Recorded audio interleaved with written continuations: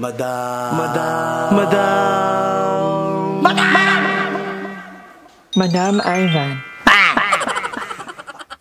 Hi guys! Welcome back to my channel. For today's video, jogging ulit tayo. Pero this time, meron naman tayong hindi yung Q&A, pero sasagutin ko ang ilan sa mga tanong or comment na naaalala ko na madalas na kino-comment sa YouTube channel ko. Naisip kong gawin ko ngayon kasi ang hirap naman kung lagi na lang jogging. So, para ba iba naman? So, medyo sagutin natin ang mga ika ng ating mga netizen. So, favorite ko itong part na to kasi sobrang tahimik, tapos ang ganda ng view, at perfect. So, ayun mga kanganger, bago tayo magsimula sa ating jogging. So, sagutin na natin ang ilan sa mga tanong, mga comment ng ating netizen. Kasi ang dami rin ng message sa akin talaga mga kakilala ko, like nila Mami Zoe, si Ate Maika. They're asking kung okay ba ang mga bayot, kung magkakagalit ba, kung anong nangyari. So, ako, ang hirap din naman kung tatanungin nyo, okay ba? Ang hirap naman sasabihin kung okay, which is, hindi naman talaga, lalo na alam nyo naman na, kasi kilala nyo na kami, lagi nyo kami napapanood, baybayan. For sure, alam nyo na kung kailan kami hindi okay, kung kailan kami good, like at isa. So, to be honest, may pinagdadaanan, may konting tampuhan, pero I don't think na hindi naman kayang lagpasan. So, for sure, may mga pinanggagalingan kasi ang bawat isa. Naiintindihan ko na yung ibang bayot, concern nila, ang kaibigan nila, is coming from a place of love, kasi mahal nila yung kaibigan nila. And naiintindihan ko si Andrew na matindi yung love, yung care para kay Jacob. So, alam mo yun, it's understandable. So, ang hirap din kasi sasabihin ko na, okay lang, we're good. Pero, kita nyo naman, si Andrew ngayon, lilipat na sa bahay nila.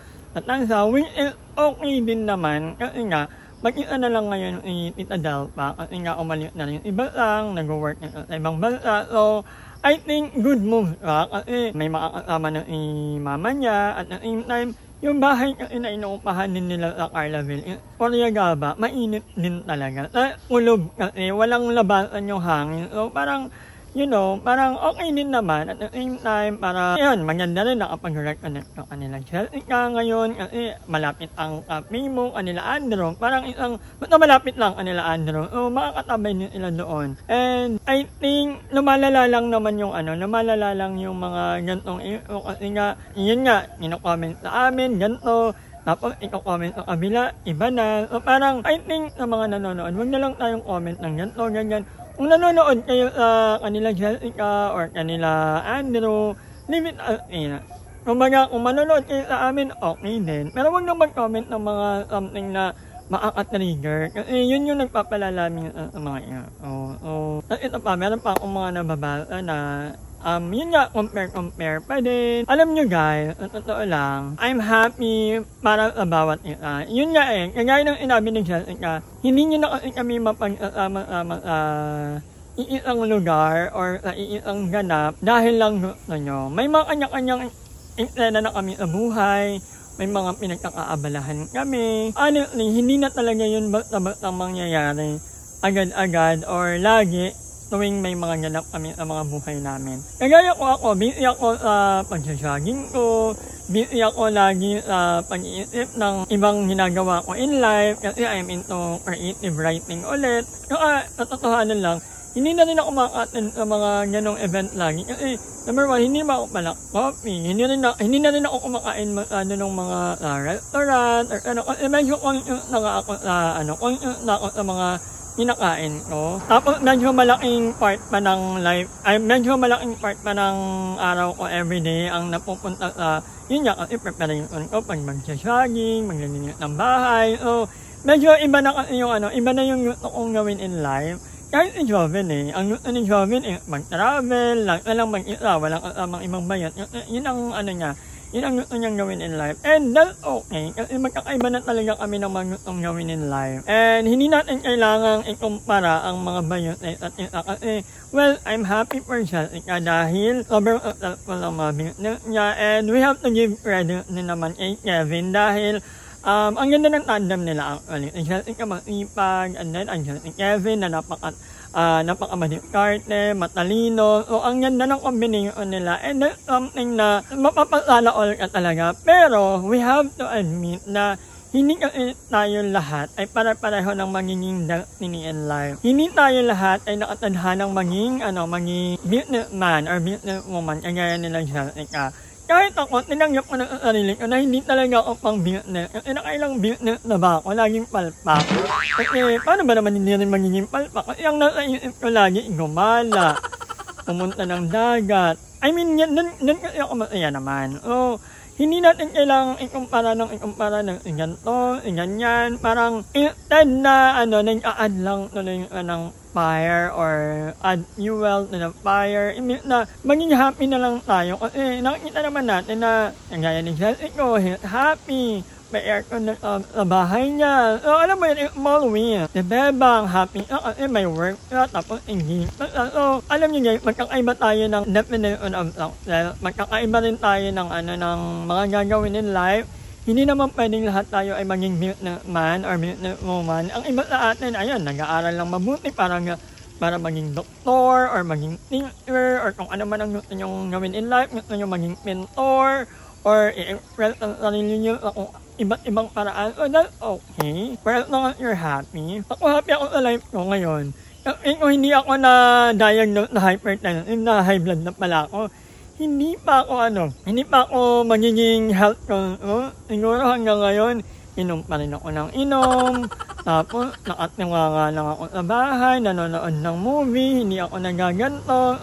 So alam mo yon, I think na we have to stop comparing each other. Kasi, hindi tayo lahat magkakapareho ng mga gustong gawin in life. If that will make you happy, gawin mo. Ihadang negosyo yan, maging thinker ka kahit mababa ang sahod at maraming loan.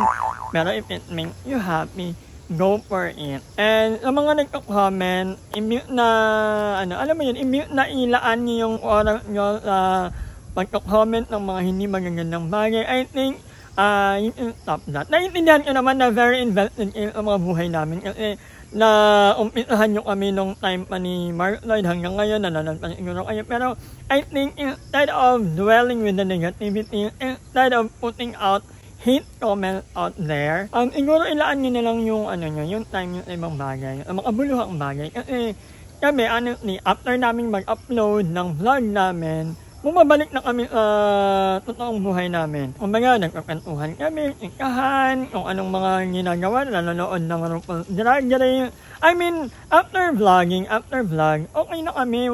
Yung mga comments nyo, sa ilang taon ba naman namin, hindi na yan masyadong napagtutuunan ng pansin. Not unless, ang positive comment. Kasi din kami nagpapasalamat sa mga nag-support, sa mga patuloy na nagbibigay ng constructive criticism. Pero para lang doon sa mga hate lang, may comment lang. Actually, well, kung marami naman talaga kayong time, okay lang din naman. Parami rin ng comment yan. Kung yun din naman palang magpapasaya sa inyo, go ahead.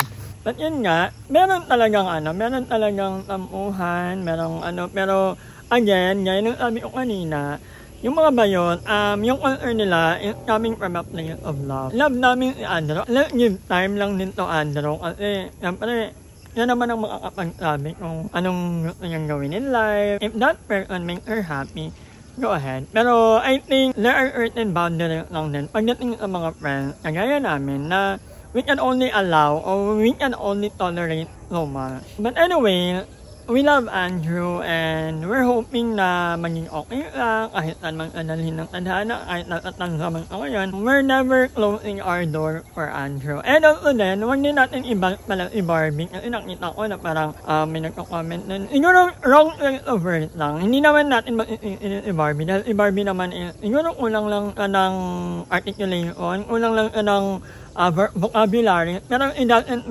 mean any harm din naman, I think. Yun lang naman, I think, yun ang pinaka-ano ngayon so far, kasi halata na, so, siyempre, ang hirap sabihin na, we're okay, pero umalit na nga sila Andrew, naghakot na nga ng mga gamit, diba? So yeah, ngayon, hindi man 100% okay, pero we are hoping na, someday, Yan, someday kung ano, magiging okay din naman ang lahat. Lagi, I think ganun naman lagi yung ano, medyo mahirap lang i-explain yung dynamic ng friendship namin. Pero alam ko na kasi matagal na kaming magkakasama and I know how it works. Ngayon hindi man kami okay, may mga hindi man nagpapansinan, pero eventually mag-work out din yan, magiging okay din, and time lang talagang makakapagsabi, oras lang ang makakapagsabi pag naghilom ng mga ugat. So yeah, magja-jogging muna tayo and kita-kita tayo sa bahay. Hi! Maraming salamat sa panonood ng video na to. At kung natuwa ka, please don't forget to like and share this video. Mag-subscribe na rin kayo para bongga na. Yun na.